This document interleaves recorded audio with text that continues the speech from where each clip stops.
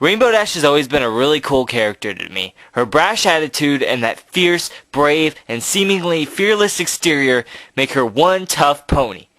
What really makes her about 20% cooler, though, is the fact that she's always pushing her limits and constantly striving to achieve her dreams of becoming a Wonderbolt, even when those around her don't believe that she can accomplish that.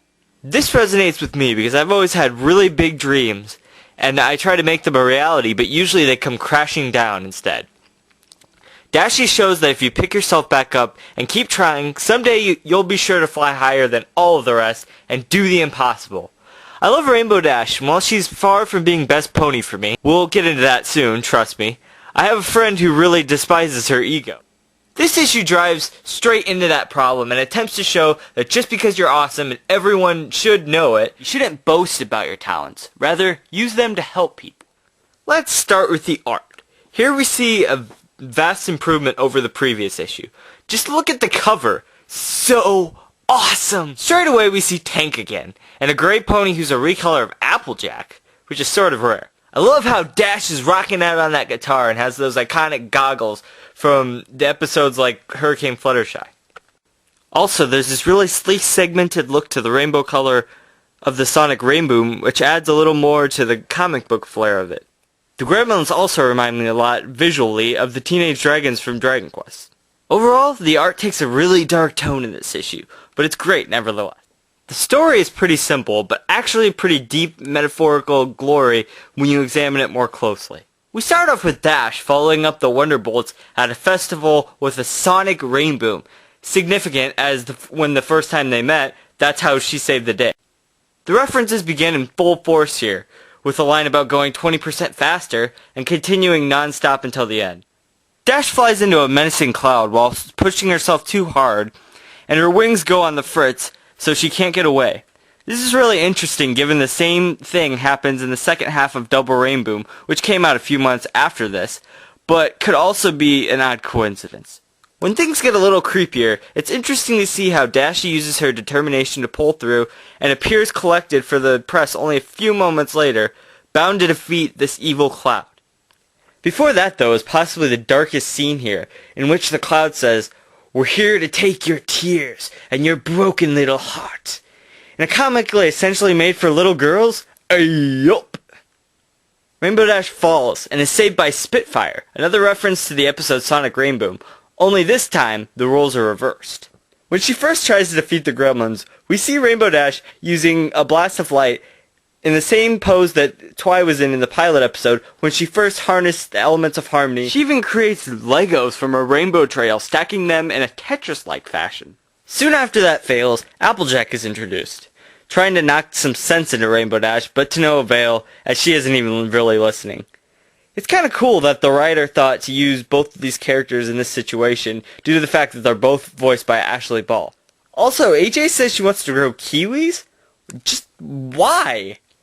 Anyways, Dash creates a tornado, and when it falls apart, there's even a line there saying epic fail. And at that point, it dawned on me how frustrating it must be for her not to be able to take down a single storm cloud, given that she's a Pegasi, and she clears the skies daily, in 10 seconds flat. Not to mention she's probably blowing it right in front of the Wonderbolts. 28 days later, everyone in Ponyville is depressed, and trotting around like zombies, without purpose. I see what they did there. If that's not enough, Rainbow Dash references that emblematic pink streamer handlebar and that pink basket, that kind of bike, as Boss. And later on, Tank is seen watering AJ's apple trees with his copter? What does it all mean? It's little oddities like this that boggle the mind and inspire all of those headcanons. After numerous attempts, Dash straight up admits to hating the gremlins, but once Tank gets knocked back by a tree, she completely forgets about her rage and dives to save him, and in the most adorable and epic sign of life ever, they bro-hoof. That shit is canon now! I'd like to pause a second and explain a previous statement that I made. At one point, Scootaloo tells a reporter it's like everyone is forgetting how to be happy. Also, where the fuck is Pinky when you need her most? Another pony complains it's like being in an inescapable depression, and the gremlins respond to that with this?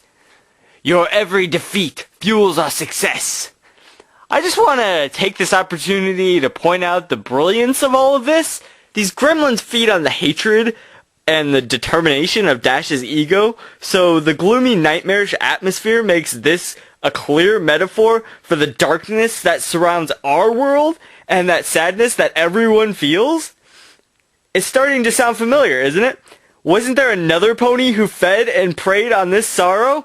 That's right, King Sombra. Didn't Celestia say the Crystal Empire reflects its morality onto the rest of the world?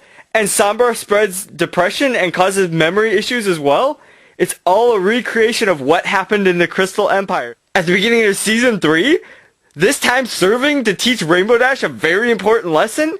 After saving Tank, she has a moment of redemption, realizing that her selfish, egotistical reasons for beating the Cloud, i.e. showing how awesome she is, will never lead her to defeat her foes. Rather, she must be selfless and fight for her friends and loved ones in Ponyville. She realizes that she has to push herself to her limits, even if it means she can never fly again. This shows just how selfless she is. To give up her single greatest passion of flying and speed to save her friend's happiness? Not only is this brought to a head with this epic build-up of speed, placing Dash in the same exact spot she was at the very beginning of the issue, but this time, she has the love of her friends in her heart, and she exceeds the impossible. Once again, performing a canonized double rainboom, blinding Ponyville with his glory. Even the gremlins admit its radiance to be beautiful, and they're pushed away by it, standing as a testament to show that the wondrous light of love and friendship can pierce through any depressing shell of darkness and depression surrounding our world. Sort of like, you know, how the Crystal Ponies powered the Crystal Heart to defeat Sombra? Yup. Afterward, we see... Wait, what the fuck? Pinky was here the whole time? In Derby? Huh. Well, anyways, pick up 2 months later where AJ is giving Dashie a pair of rainbow sneakers. Nice. She informs us that she hasn't flown in 2 months, but with AJ's help, she's up and flying again in no time. As for our final reference, on the banner in the background, on the last panel, Rainbow Dash's eye is covered by a lightning bolt, which is a reference to Scootaloo's costume from the episode The Showstoppers. Overall, this issue is simply amazing. Its pacing and storytelling are spot on, the art is miles better than before, there's a truckload of references, and most importantly, the metaphor and morals here are brilliant. So worth having in your collection, and it might just be the best micro series issue yet. Until next time, this is Jay-Z the Comic Brony saying, it never hurts to read between the lines.